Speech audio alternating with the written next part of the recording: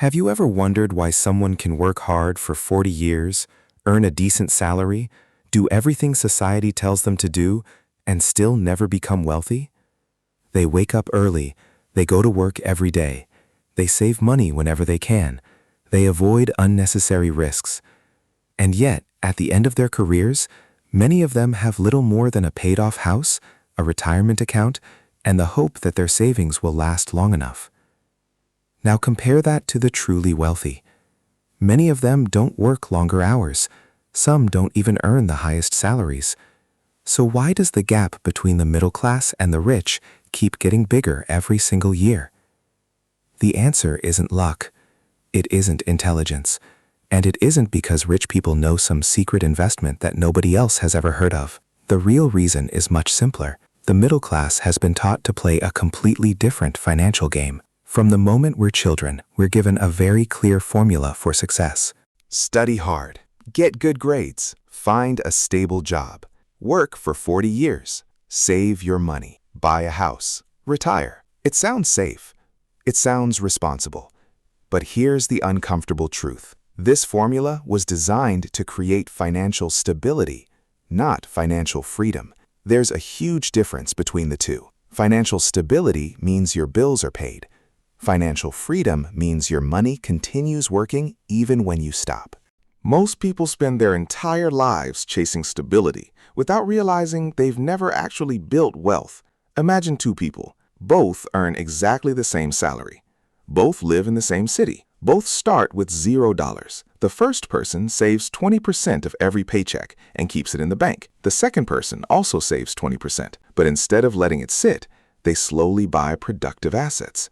Stocks, businesses, real estate, index funds, assets that have the potential to grow over time. 10 years later, the first person's savings have barely kept up with inflation. The second person's assets have been generating returns even while they sleep. This is where the paths begin to separate. Most middle-class families think income creates wealth. The wealthy know something different. Income creates cash. Assets create wealth. That's why millionaires rarely ask, "How much money did I make this month?" Instead, they ask, "How many assets did I acquire?" Because every asset is like hiring another employee, except this employee works 24 hours a day, 7 days a week, without asking for a vacation. Now here's another mistake that traps millions of people: lifestyle inflation. You receive a raise. Instead of investing the extra money, you buy a newer car, a larger house, more expensive vacations, a better phone, luxury clothes. Everything looks successful from the outside, but financially, nothing has changed. Every increase in income is immediately matched by an increase in spending. It's like trying to fill a bucket with a hole in the bottom. No matter how much water you pour in, it never stays full. The wealthy understand something the middle class often ignores. Looking rich is completely different from becoming rich. Many luxury cars are financed. Many designer watches are bought with debt. Many expensive lifestyles are supported entirely by monthly payments. The appearance of wealth can be incredibly expensive. Actual wealth is often invisible, because real wealth doesn't always look impressive. But there's another force working quietly against the middle class. You can't see it. You don't receive a notification when it happens.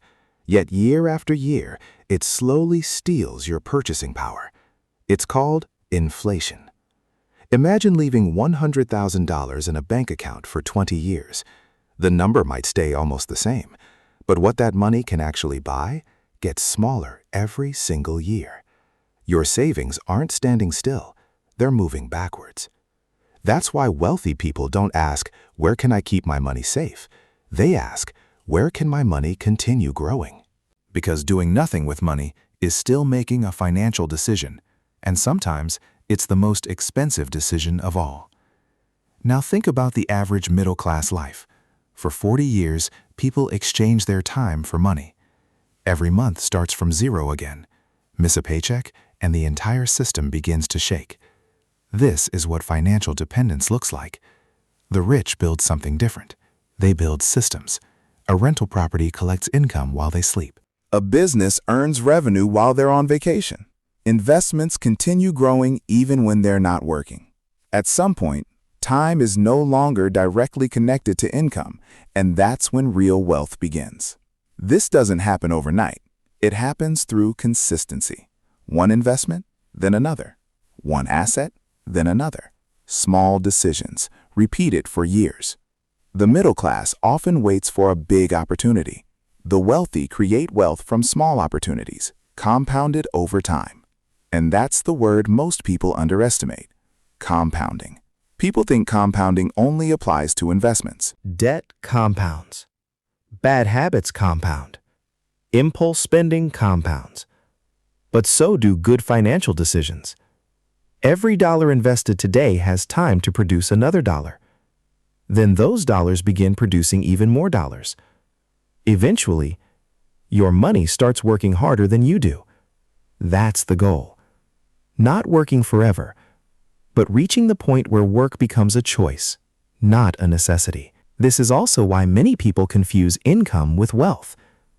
A doctor earning $300,000 a year can still be living paycheck to paycheck.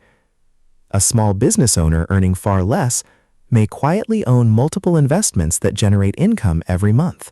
Who is actually wealthier? The one with the bigger salary or the one with financial freedom? The answer isn't always obvious, because wealth isn't measured by income. It's measured by independence, by options, by the ability to say no, by knowing your future doesn't depend on your next paycheck. The biggest difference between the middle class and the wealthy isn't intelligence. It isn't education. And it certainly isn't luck.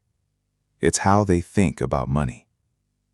The middle class sees money as something to spend. The wealthy see money as something to deploy.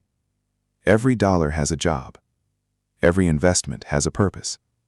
Every financial decision is evaluated by one simple question: will this make me richer in 5 years? Or just look richer today? That single question changes everything. Because becoming wealthy isn't about making one perfect decision. It's about avoiding hundreds of small mistakes. It's choosing assets over appearances, ownership over consumption, patience over instant gratification, and long-term thinking over short-term comfort. The truth is, the middle class isn't trapped because they don't work hard. They're trapped because they've been taught that hard work alone is enough. But in today's world, hard work earns income. Ownership builds wealth. If you only remember one thing from this video, remember this: the goal isn't to earn more money. The goal is to own more assets. Because one day, you will stop working. The real question is, will your money stop working too? If the answer is yes, then today is the best day to start changing the game. Because wealth isn't built by chance. It's built by decisions, repeated over a lifetime.